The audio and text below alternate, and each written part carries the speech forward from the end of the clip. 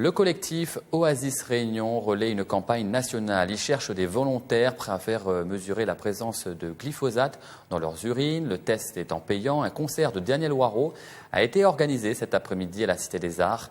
Les fonds récoltés permettront en partie de financer ces glyphotests. Sur place, Maud Stembach. Alors, il y a des petits containers pour prélever les urines des volontaires. Ce que René décrit, c'est un flyers atypique. Le voici, une invitation à faire un test urinaire pour évaluer votre taux de glyphosate dans l'organisme, un herbicide classé cancérigène probable par l'Organisation mondiale de la santé. Et les volontaires sont décidés. Pour une fois, j'ai vraiment envie d'aller faire un test urinaire. C'est vraiment un acte citoyen pour mes enfants, pour la planète entière, pour la Terre. Quand on passe à table aujourd'hui, on dit plus bon appétit, on va dire bonne chance, parce que qu'est-ce qu'on va consommer, qu'est-ce qu'on va manger, on ne sait pas. Des volontaires, il faut en trouver 75. La journée est organisée à l'initiative du collectif Oasis Réunion, qui relaye une campagne nationale. En métropole, il y a déjà 3600 tests qui ont été faits. Et sur les 3600 tests, il y a eu 100% de présence. Et avec des taux parfois 10 fois supérieurs à ce qui est recommandé par l'OMS. Vous voyez, 10 fois. Alors pourquoi c'est important de le faire à La Réunion ? Simplement, La Réunion, c'est le deuxième département consommateur de glyphosate. Deuxième. Et donc les Réunionnais ont le droit de savoir quel est le taux que nous, on a ici. Aujourd'hui en France, si les députés auraient pu inscrire l'interdiction du glyphosate dans la loi à 2 reprises, ils ne l'ont pas fait. La molécule est toujours autorisée.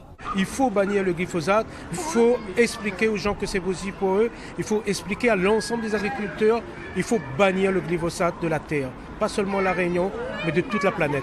Et pour financer la campagne Glyphotest récolte de fonds, des personnalités sont présentes. Un concert de Daniel Waro est organisé.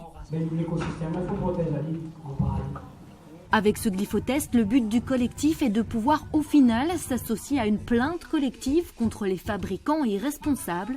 En France, près de 500 plaintes sont déjà recensées.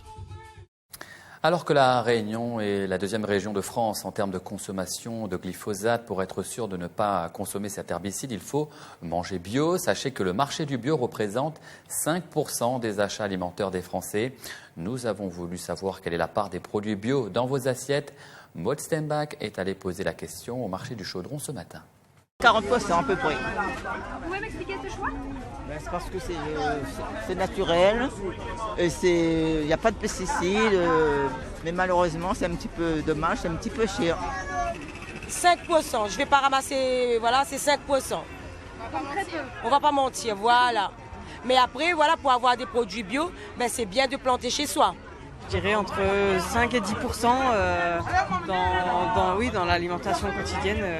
Je ne sais pas toujours si c'est bio ou pas, parce que sur le marché, c'est pas écrit que c'est bio ou c'est pas bio. Donc du coup, je ne sais pas. Sinon, quand ça vient de mon jardin, c'est bio, ça je sais. Si je pouvais, c'est 100%. Ouais. Pourquoi ? Parce que j'estime que c'est meilleur pour la santé. Moi, je ne regarde pas. Bio ou ne pas bio, quand je voulais acheter, j'achète, c'est tout.